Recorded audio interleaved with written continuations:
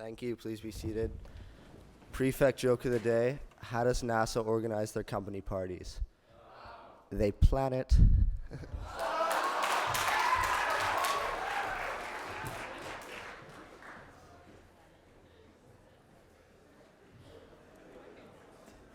Okay, good morning. Nice show of enthusiasm, Lake's House, for that. I was trying to figure out they plummet. Plummet? Yeah, I know, but I heard they plummet. But anyway, that's why I was struggling over here. But that's just me. Good morning, everyone. Freezing out there, isn't it? Cool. We've got a couple of things that we're going to do this morning. First thing is more informational, so I'm going to ask Mr. Brown to come and talk a little bit about Career Day that's coming up on Friday. Mr. Brown?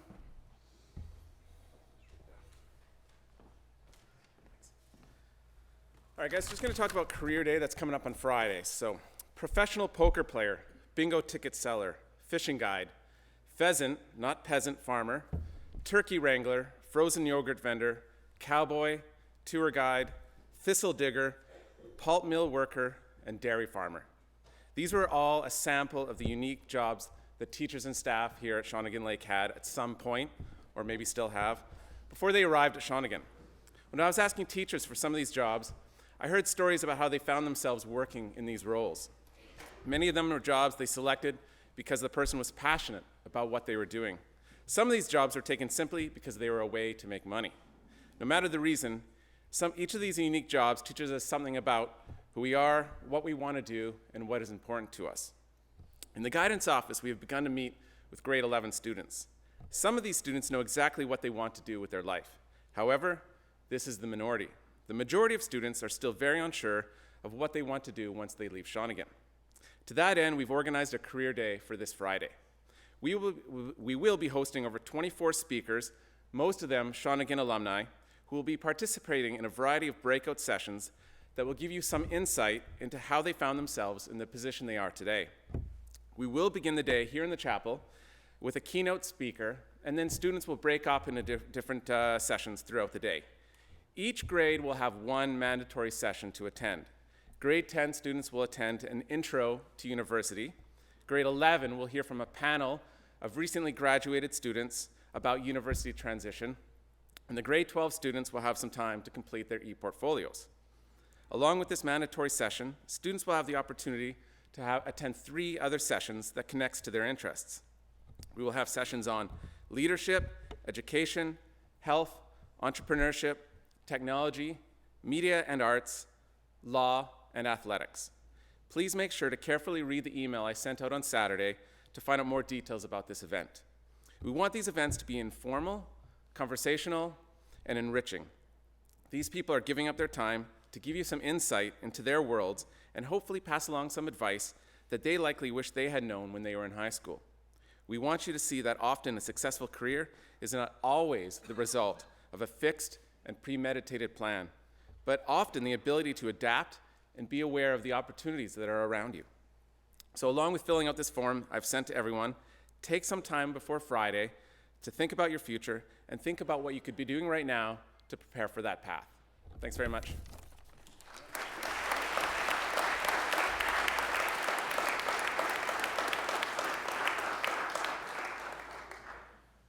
Very good. Thank you, Mr. Brown. So when you're living in a community like this one, there are always opportunities for learning, for education. I call those teachable moments, and they come up all over the place, not just in the classroom.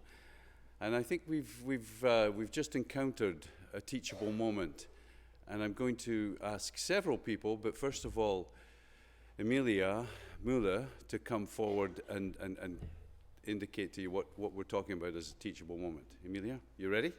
You're not nervous?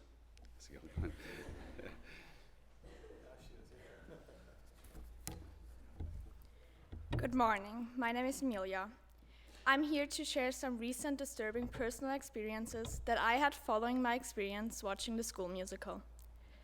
Sitting on the bus on my way down to Victoria to go and see the musical, I was really excited. I knew how much work all the people involved had put into it and how long they had practiced to finally present it to the audience. The musical was amazing, the acting was outstanding, and the dancing was wonderful. Overall, I thought, well done. That was an excellent way to present this difficult story and challenging themes. However, during the hours after the musical, several things happened to me that I didn't expect at all. I noticed that several students and even my friends completely misunderstood the powerful message from Cabaret. These interactions both shocked and really upset me, as a girl who was born and raised in Germany, the place where the musical took place. In order to put you in the position of understanding my feelings, I want to give you some examples of what happened. Several people came up to me in the hours and days after the musical and approached me with the Hitler salute, which, if you don't know, is a stiff forearm raised in the air. During the 1930s and 40s, Hitler required that the salute would be used as public greeting or salutation, accompanied by the words Heil Hitler, which means Heil Hitler. It was used in massive rallies where the master of ceremonies would shout Sieg, meaning victory, and tens of thousands in attendance would respond with Heil. For people who are not very educated in this topic, it might seem like a joking matter.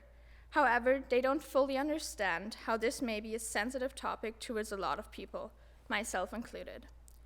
In Germany and for Germans, it's extremely disrespectful to do the Hitler salute. It is such an offense that you can actually go to jail for doing it in public. It is a fact that for us Germans, whether we like it or not, that the past will always be part of our present.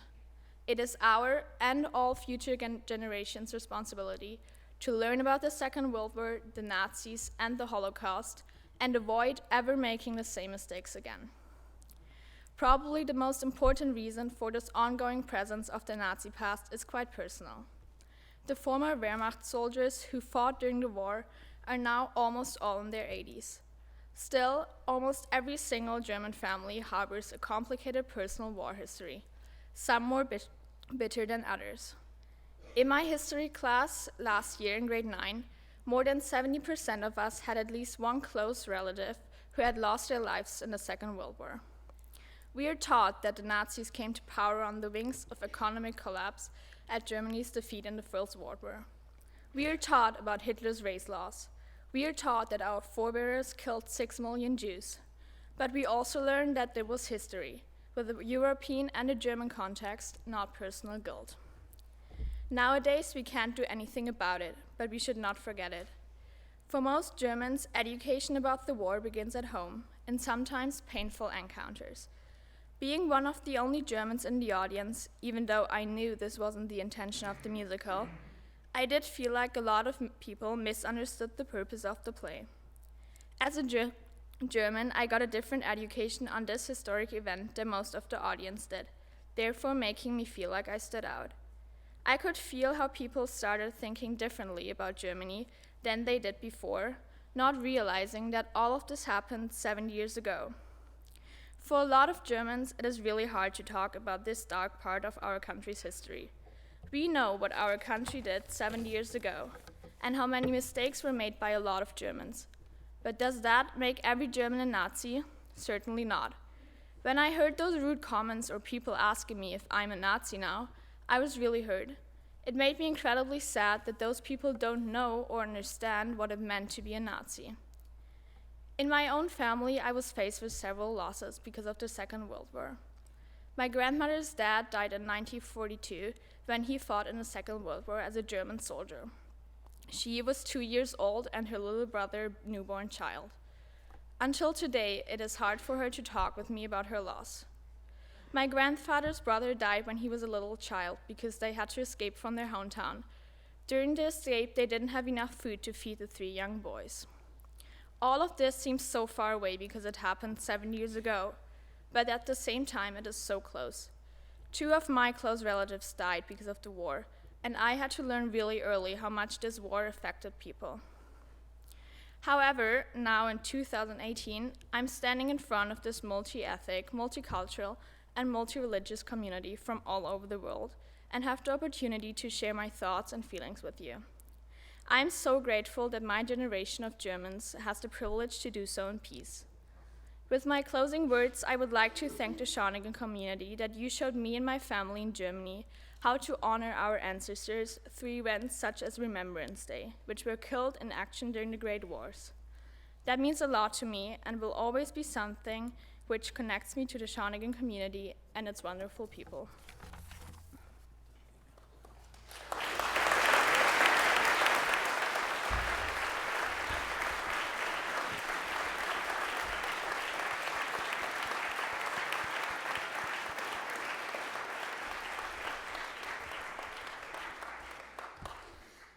So well done, Amelia. That was just an excellent message, and I hope everybody was listening very carefully. That took a lot of courage, but it was just so well done. And Ms. Pollack is going to add to that.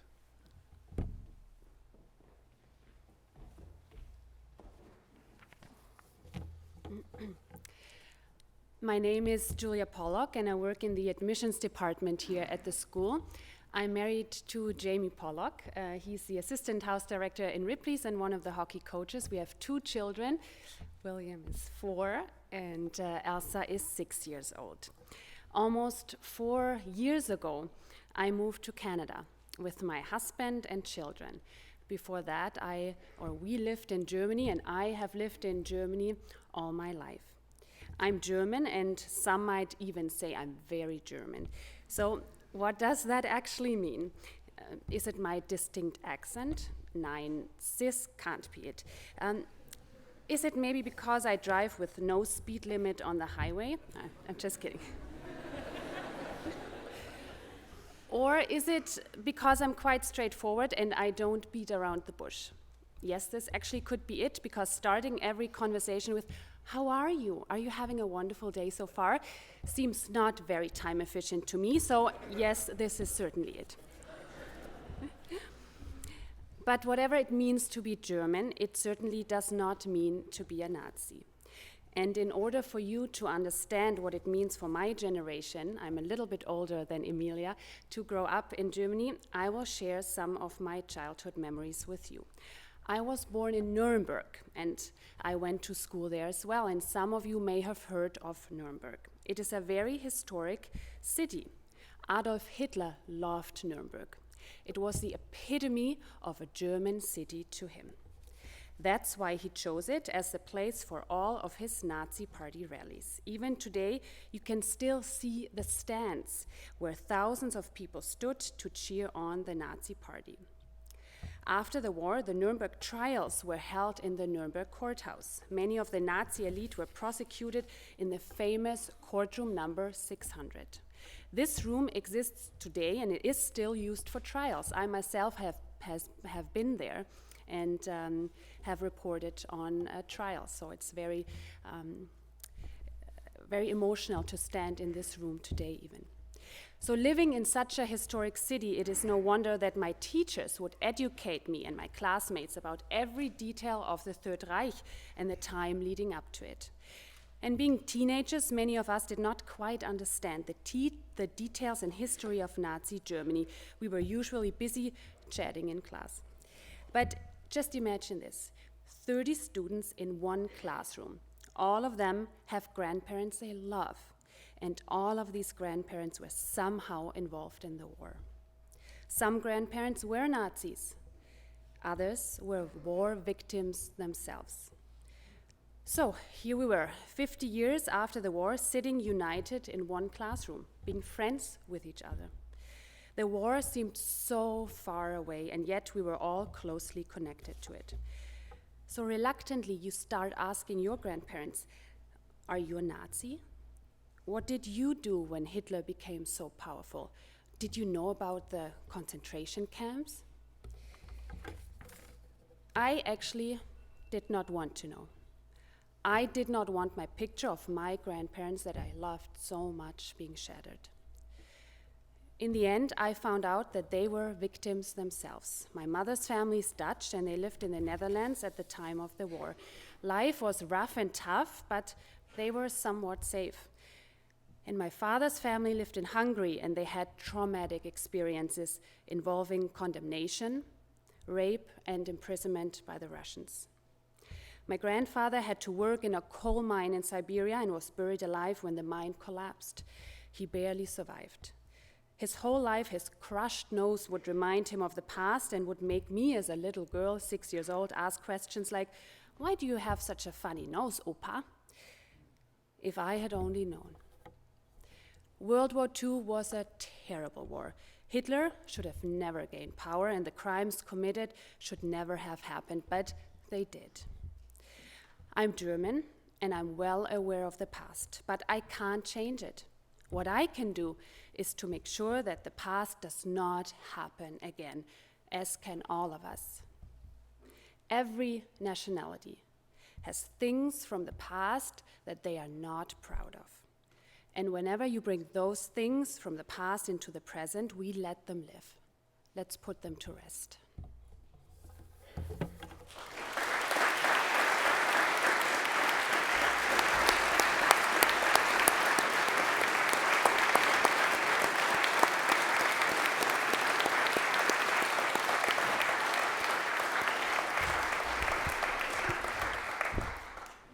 Thank you. And now I'm going to ask Mr. Lupton to bring a historical context to what we've been talking about this morning. Mr. Lupton? Good morning, everyone. It can be pretty difficult to try and understand the past sometimes. The past it's not a real place, and the future isn't real either. The past is there because it tells us a little bit about ourselves, but understanding the past can be a little bit of a quagmire for students and teachers alike. The best way for us to view the past is kind of like how L.P. Hartley said. He said, "The past is a foreign country. They do things differently there." I prefer to think of it kind of like it's another planet, divorced from us, distant, sort of absent, indifferent to our emotions, because that's kind of what the past is, really. We like to apply our 21st century lenses to the past to make claims how we would have acted in similar situations. I doubt there's a person in the chapel today who hasn't thought at some point in their life, well, if I was there, I would have done things differently. Perspective is a wonderful thing. Claims like that are inherently fallacious, however, because our realities of today are totally different than the realities that people experienced in the past. Of course we would have stood up to the Nazis if we were there, but that's because we know who the Nazis are. In 1933 or 34, when Hitler was campaigning, it was beyond the realm of possibility that within a decade, the murder of 6 million Jews would take place. Of course, none of us would have voted for Hitler in 1932 or 1933, but that's because we know now who Hitler is or was. While it was well known at the time that Hitler was an anti-Semite, he most certainly did not campaign on a platform of world war and genocide. To suggest that he announced his intentions in the early 30s to invade Poland and open Treblinka is to ignore the facts. Hitler campaigned on a platform of jobs and national pride. To put it colloquially, and I'm not making any moral equivalencies here, he told people he was going to make Germany strong again, and that he would improve the economy, and he would get people working. These are hardly unattractive campaign promises, and not campaign promises you would be dissimilar to ones you'd hear in Canadian politics.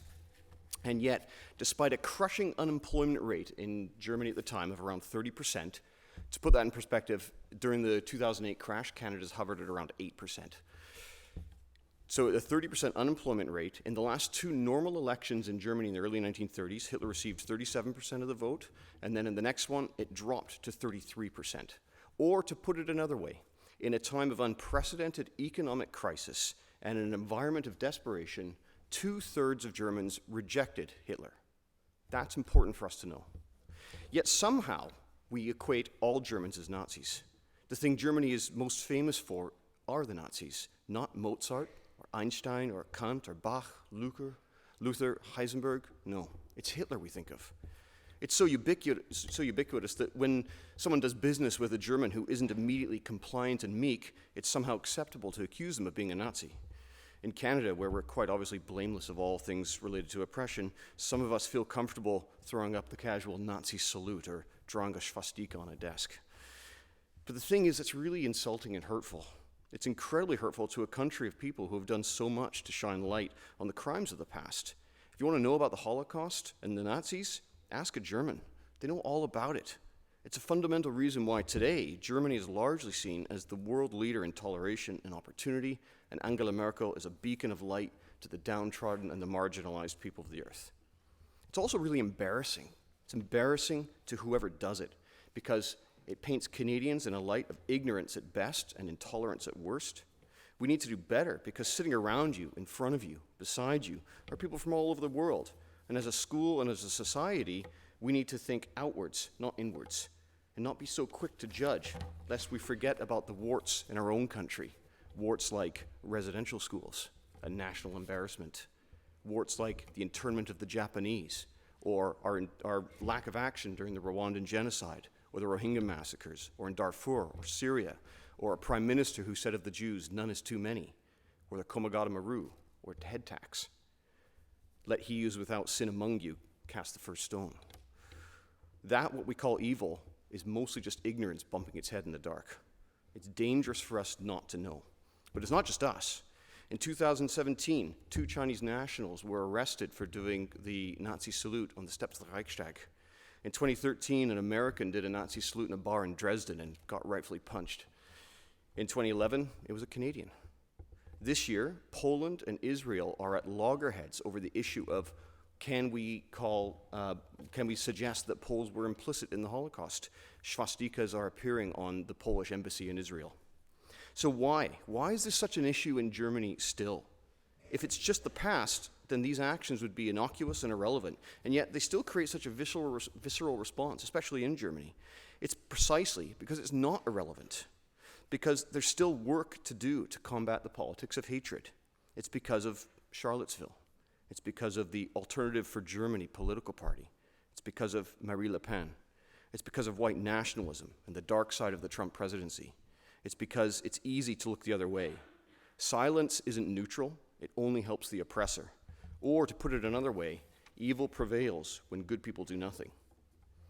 It's also because there are people alive today who were victims of the Nazis, someone who's going to be here at the end of next week, who remember what it was like to hear the pounding on the door and the sound of boots on the floorboards above them, who can recall still the sound of the brakes as the train screeched into Auschwitz, or who can still feel the bitter cold of Birkenau. I ask any of you here, would any of you give that person a Nazi salute? To someone who's had their lives destroyed by this evil? Germans in Germany have been on the front line of the defense against the influx of hateful politics for decades. They know what comes. They know what evil comes from inaction and from silence. So the next time you're around someone who thinks it's a clever idea or a funny idea to throw up a casual Nazi salute, just remember today's chapel presentation and perhaps remind them to think again. Thank you.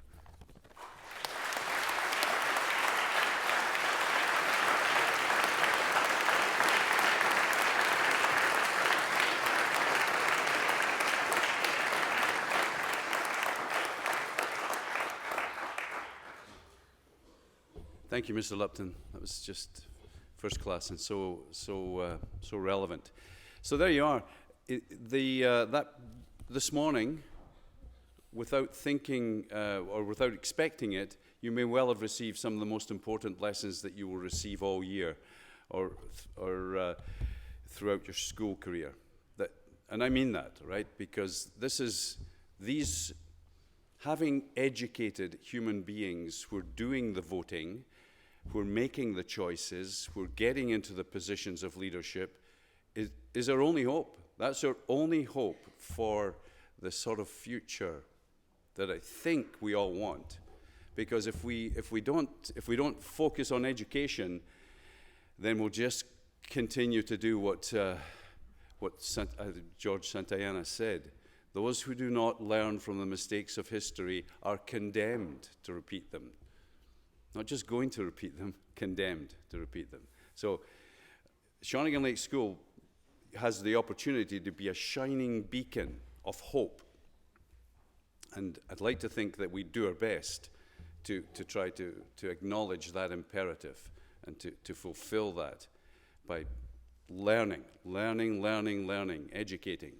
And that's why whether you're a science specialist, whether you're English specialist, a linguist, whatever you are in terms of your educational specialization, always pay attention to history, because we have to learn from history. even who's writing the history, right? That's another aspect of it completely. But yeah, because otherwise we'll keep making the same mistakes, and we don't want that to happen. So I want to again thank Amelia for bringing that to your attention and for having the courage to do that. That's education, that's leadership. Ms. Pollack, the same. Mr. Lupton, the same. So thank you. I hope you all learned as much as I did this morning. Thank you.